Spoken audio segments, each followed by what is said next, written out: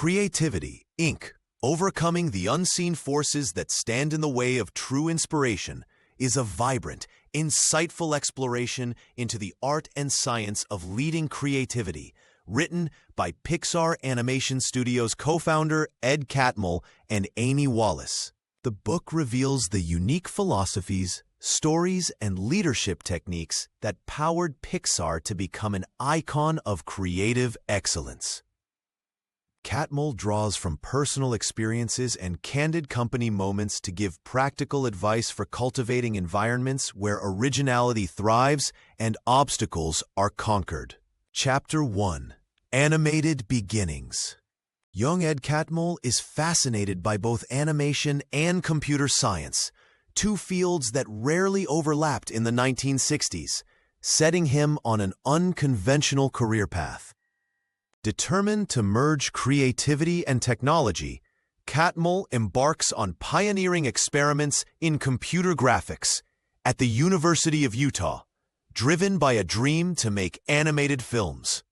He advances the early foundation for what eventually becomes computer animation, learning that innovation requires courage to pursue interests that don't yet fit together. Catmull recounts how joining George Lucas at Lucasfilm's computer division pushes him closer to his dream, building confidence that computer-generated movies are possible. The key early insight, relentless curiosity, and non-traditional thinking open doors to industries waiting to be discovered. Chapter 2: Pixar's Genesis.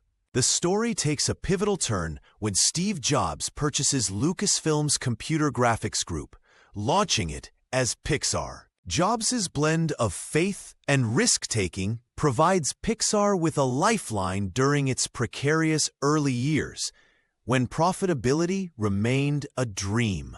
The team is tasked with bold objectives, from creating short films to perfecting the Pixar image computer, a commercial flop, but an experiment in creative resilience. Breakthrough arrives with Toy Story, the world's first feature-length computer-animated film, which validates their risk-taking and redefines global animation. This chapter illuminates how believing in a vision, combined with unrelenting perseverance through setbacks, creates space for revolutionary breakthroughs. Chapter 3: Engineering Creativity. Catmull demystifies the Pixar Brain Trust, a radical feedback forum where directors and peers candidly dissect work-in-progress films. These meetings, open, honest, and fiercely respectful, help directors spot flaws and unlock creative solutions, illustrating that brilliance grows from dissent and support alike. Catmull shares stories of near failures, like early cuts of Toy Story that were once considered disastrous, only to be elevated through relentless iteration and team honesty. He warns against process for process's sake and complacency, insisting that healthy creative environments prioritize problem-solving over comfort or routine. The key takeaway is clear.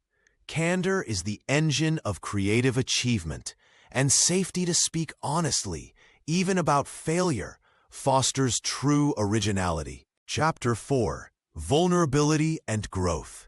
Pixar's creative strength is rooted in the trust and vulnerability between team members, where even the boldest ideas can be tested without fear of ridicule. Catmull discusses projects that required sweeping last-minute changes, reminding teams that pivoting is an act of strength when evidence demands it. He highlights the importance of empowering all voices, including the least experienced, ensuring varied perspectives drive innovation forward.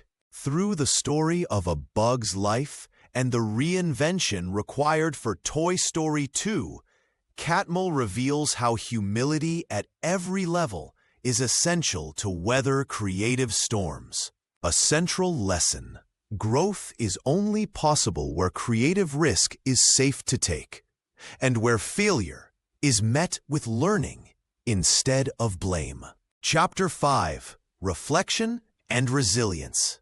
Pixar's postmortem culture is explored, where completed projects are meticulously analyzed for both successes and failures. Catmull's postmortems aren't about blame. They're rigorous institutional learning tools to prevent groupthink and ensure continual evolution.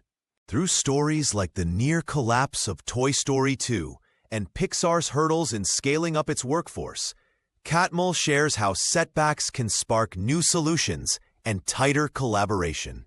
The company regularly questions which traditions serve their mission and which perpetuate mediocrity, turning mistakes into mandated organizational growth. Lesson: sustained excellence is a continual journey of looking back, sharing lessons, and bravely asking tough questions. Chapter 6: Leadership Lessons. Catmull admits to his own leadership stumbles, like misjudgments that stifled fresh talent, or communication missteps that nearly derailed key projects. He dissects the leadership paradox, the need to be authoritative but not authoritarian, humble yet decisive. Acquisition by Disney posed existential threats to Pixar's culture, so Catmull and his leadership fought to ensure trust, openness, and creative liberty survived the merger. He chronicles how giving away control, empowering others to make creative calls, unlocks hidden talent and builds a truly sustainable creative organization. Key lesson: creative leadership is a balance of humility, vision, and empowerment, always learning and never clinging too tightly to one role or idea. Chapter 7: Surfacing the Invisible. Catmull implores leaders to hunt for the unseen forces undermining creativity, unchecked fear, hidden agendas, creeping bureaucracy. He offers stories of Pixar uncovering blind spots, such as unhealthy management behavior or projects veering off course, despite surface stability. Proactive inquiry and encouraging dissent are critical, Catmull says, to keeping an organization alert and adaptive. One example: averting a cultural crisis by intervening before a breakdown in team morale could cripple production. Takeaway: the real threats to creativity are rarely visible, and success demands ongoing vigilance and a willingness to question everything. Chapter 8: Sustaining Creative Magic. The greatest danger to creative organizations, Catmull argues, is the comfort of past success, which breeds predictability and diminishes originality. Pixar responds by actively embracing growth through discomfort, giving new voices big opportunities, and tackling new genres, as seen in movies like WALL-E and Up. Mentorship, formal feedback, and protected creative time ensure that fresh ideas have space to breathe and mature. Catmull relates how maintaining a learning culture, not just a results-driven one, allows Pixar to continually push the boundaries of imagination. Lesson: to keep the magic alive, organizations must continually recommit to change, risk, and development of their people, not just the bottom line. Conclusion: Creativity Inc. ultimately offers a playbook for organizations of any size, hoping to build resilient, courageous, and consistently inventive teams. Through storytelling, humility, and actionable practices, Ed Catmull reminds us that creative success is about nurturing conditions where candor and curiosity never go out of style. Above all, the book's lasting message is that anyone can institutionalize creativity if they're willing to deal honestly with failure, trust their people, and keep searching for new, unseen challenges to overcome.